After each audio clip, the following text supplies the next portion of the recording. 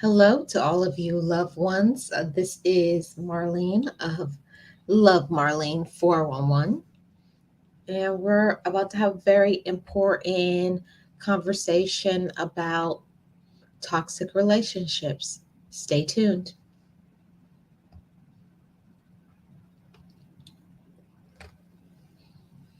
So, first of all, thank you so much for being a part of Love Marlene 411. I really do appreciate all of those who are subscribers and those of my channel members. Shout out to my channel members. Let's get into this very important conversation. Today we're talking about a very serious matter. Time to leave these toxic relationships. And I don't know if you guys heard anything that I was saying earlier because my volume was low, but hopefully it's better now. So, we're going to be talking about this today. Time to leave these toxic relationships. One thing that I will say is that toxic relationships are everywhere. It's within our families. It could be with your children. It could be with a spouse or significant other. It could be with a friend. Um, it could be also the workplace. But what I really want to talk about is how important it is to not just think that we stick around sometimes longer than we should in relationships that are toxic because we feel many times that we can't do better, or we feel that we have to. We have to stick around. We have to stay around these said individuals. But first, let's do the definition of a toxic relationship. So, what is a toxic relationship?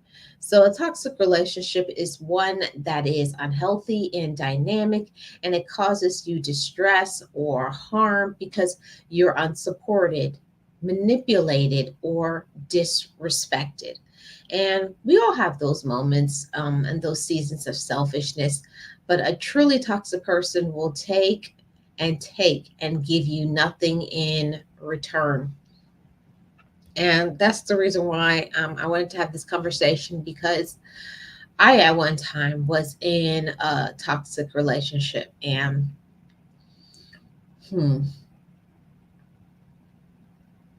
in more ways than one, not just a toxic romantic relationship. I was in toxic friendships. I was having toxic relationship with my relatives. So there was so much toxicity around me, and also because I was toxic as well. Many times we draw people to us based on who we are. When we're very volatile, when we're very upset and angry and have a lot of issues from the past, and don't even mention when there's addiction present, because we can be in relationships and be addicted to the hills. Like sometimes it's doing amazing and you're on this amazing high, everything is going great, and then the next thing you are not treating each other well. Let's just say, before all of this, I have to say trigger warning, because I know that this content may be triggering to some. But you could be in a toxic relationship and the high is so high, and then the next thing you guys are beating each other's face in, or you could be screaming and going through some things that is not good and healthy. It's not normal at all, but definitely it's not something that you should stay in these relationships. Hey, Gary, how are you doing? Welcome. Appreciate you being here. Happy Tuesday. Thank you so much for being here. I hope all is well with you. Happy Tuesday. And many times we stay in these toxic relationships for way, way, way longer than we should, right? We stick around thinking that they're going to change because they make all these promises to change, especially those of us who have ever been in a DV situation, whether it's a woman or whether it's a man, because it can go on both sides. You can have a woman who is who does, you know, um, the DV. You could also have a man who's doing the DV. So we have to take it very seriously. It's something to really take serious. It's not a joke. It's not a game. And it's very important that we are not judgmental of other people. And I hear it all the time. Why do people stick around in DV situations? Why do people not walk away?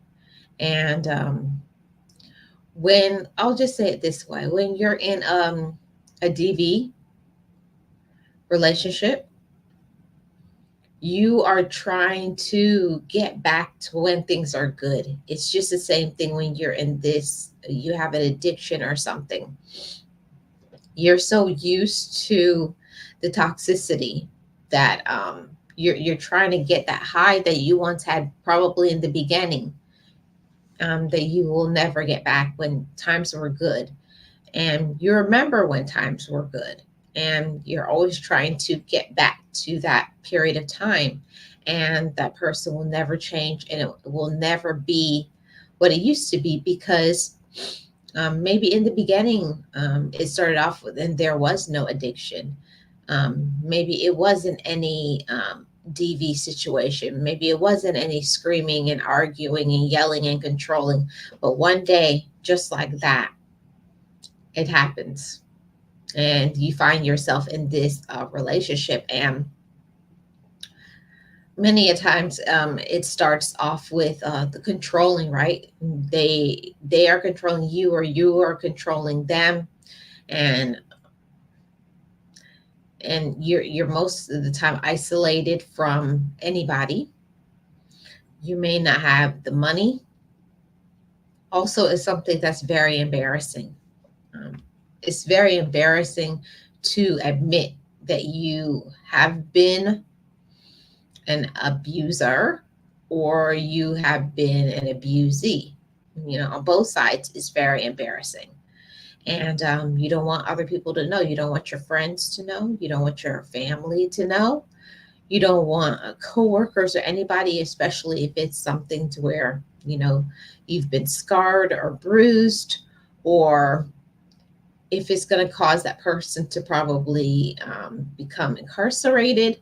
So it's like you don't want to rock the boat, but at the same time, you want to run away. I know it's very confusing. And if you have never been in the situation, it's very easy to say, oh, if they wanted to leave, they would leave. It's not as easy as that. You fear for your life. And you're wondering, um, if I ever try to leave, will I still be here? And many times you're warned, so you're threatened. Um, it's just not a good situation. And if you don't aren't in a good space mentally, you really can't handle walking away, because the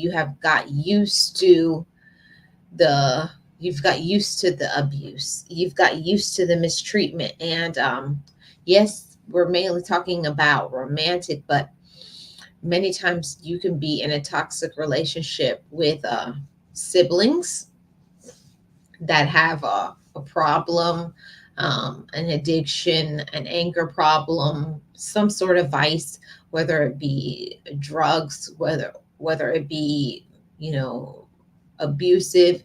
They can't keep a job. They have some form of addiction, whatever that addiction is, gambling, food. Um, Trying to think of all the addictions that there is, and there are literally hundreds of sorts of addictions that can cause a person to be toxic. Alcoholism. So it's many things that can cause a person to be that way, or they can just have a lot of anger issues because of unresolved issues from the past, whether it be past relationships or they're still trying to cope and deal with the issues from their childhood that have been unresolved to this point. So if they have not dealt with their issues and you have not dealt with your issues, it's one of the reasons why people stick around, because either of you are in a healthy space, a healthy place, healthy mindset. You're not courageous enough. You don't know how to love yourself.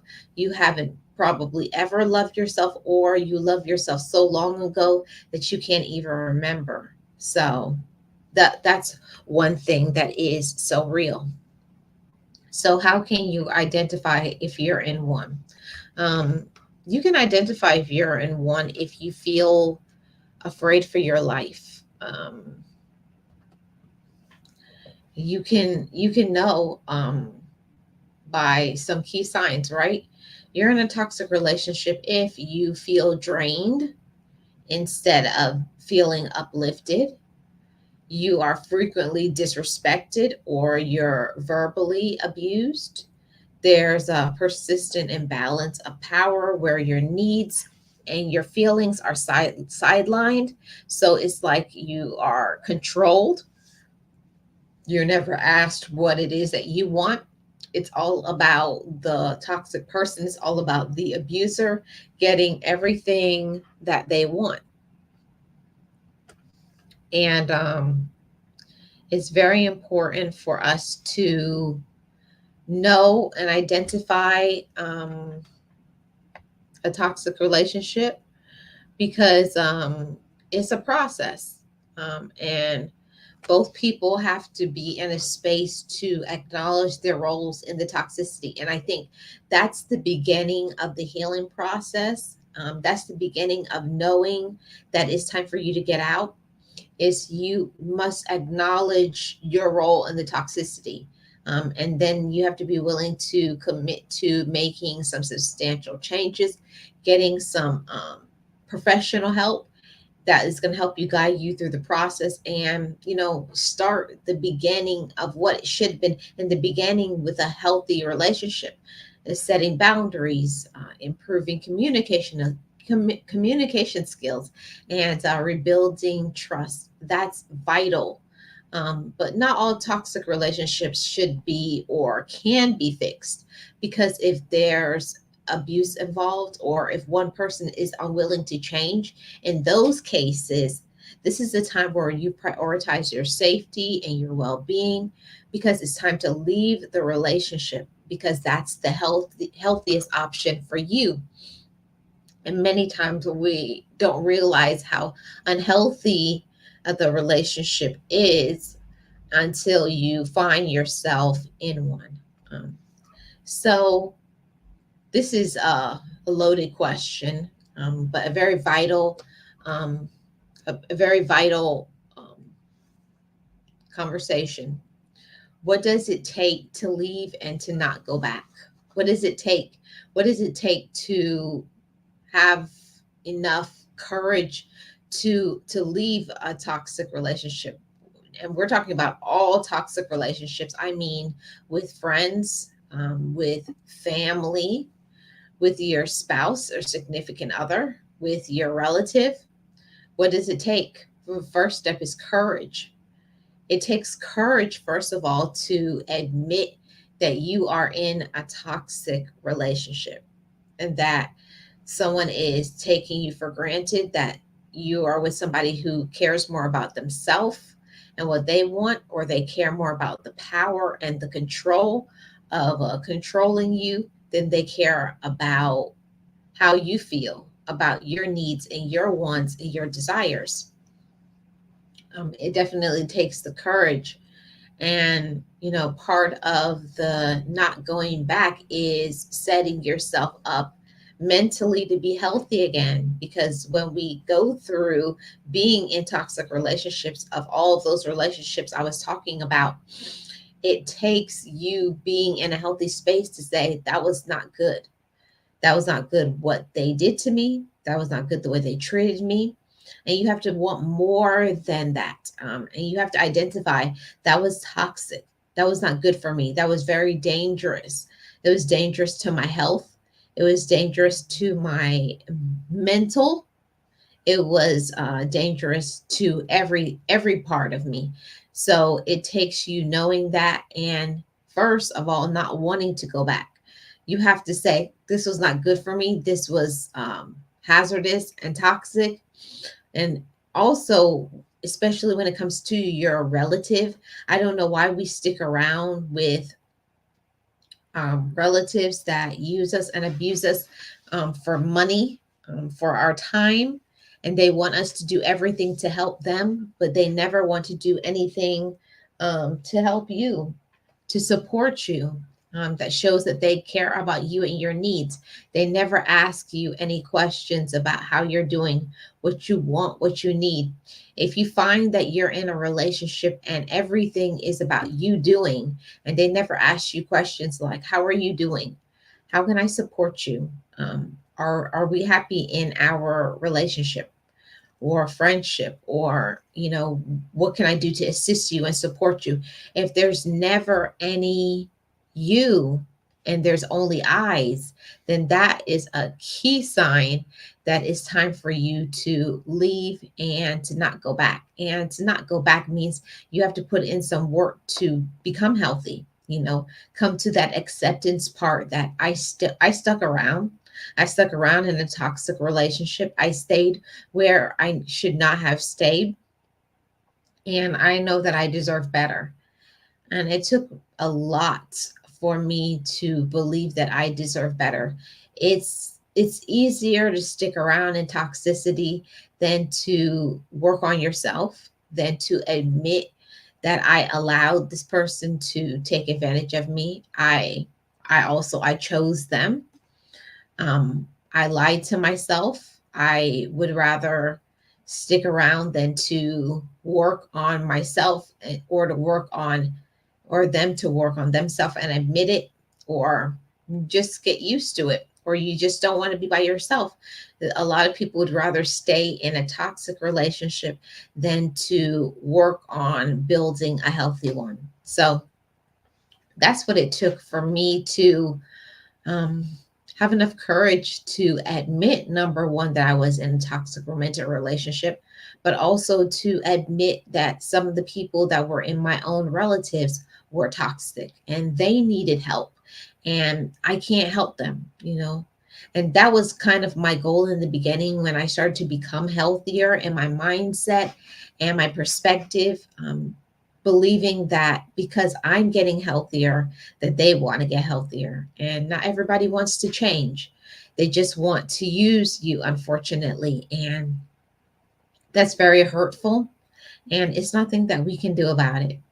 We can't do anything to make somebody change. We can't do anything to make a person grow up and be accountable and to make changes in their life. We can't make them.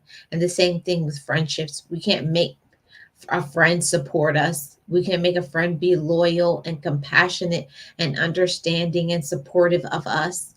And we can't make our spouse or significant other love us and support us and be there for us and be mature and accountable and responsible.